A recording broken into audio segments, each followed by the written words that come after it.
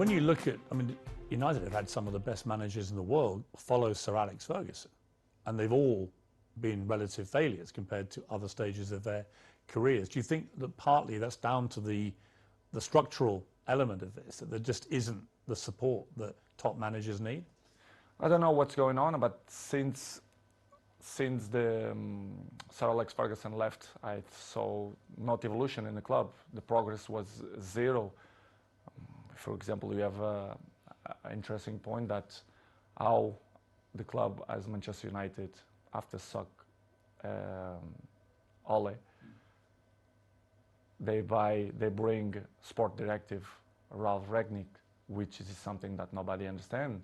This guy is not even a coach. A bigger club like Manchester United bring sport directive. Surprised not only me, but all the world, you know. Well, it was a ridiculous decision, wasn't it? Of course, in my opinion, you have to be honest. If you're not even a coach, how are you gonna be the boss of Manchester United? It's something that I should see that Manchester is not followed, not the right way to reach successful like other teams, like for example Liverpool or Manchester City, Chelsea. They are one step behind or two because of this kind of mistakes. In my opinion, they should improve and change probably the staff or the people, the directives or presidents. I don't know who is the problem there, but did it show a lack of ambition to you when they replaced Ole Gunnar Solskjaer, who a lot of fans liked, but he obviously wasn't delivering the big titles that United wanted and were used to? But to a point, someone like Ralph Rangnick, I mean, I'd never heard of him.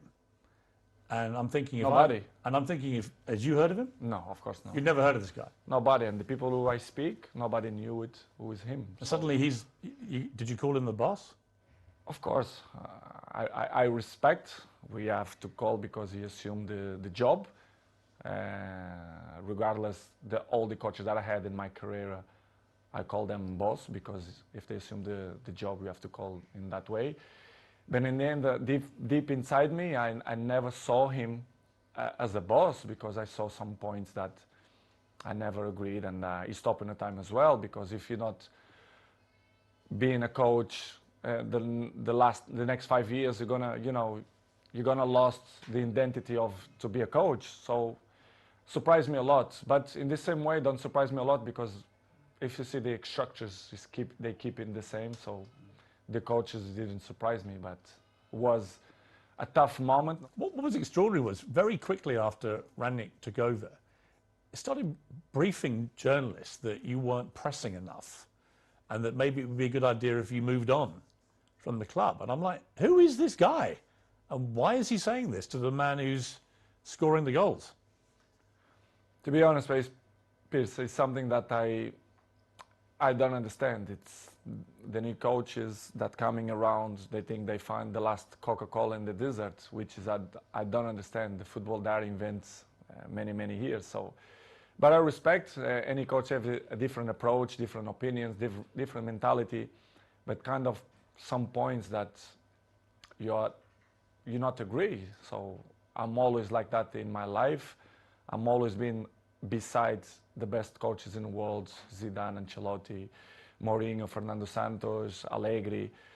So I had kind of some experience because I learned from them. And when you see some coaches that they're coming, that they want to revolution the football, I not agree. I have my opinion.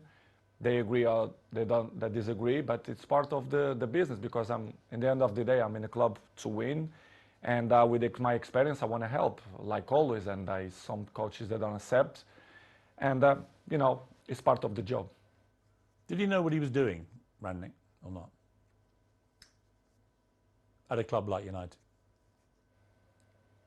No, they don't. They knew the club very well, but they don't know the dimension of the club inside, the history of the club, which is for me surprised me even more, which is when the Ole Solskjaer, you should bring a top manager, not sport directive. Did you think it was right to get rid of Solskjaer, or would you have kept him on? Well, it's not. Well, I love Solskjaer. I think he was a top person because what I keep inside my heart, it's the heart of the persons, and Oli for me is a top person. Coach, of course, he wasn't. He didn't look for what he wants. It's hard to assume after Sir Alex Ferguson, but I think he did a good job. For sure, he need more time, but I'm never doubt that he's going to be a good coach in the future. But it was a good experience. I was so pleased to work with him, even a short period. What about the younger players, and specifically their mentality?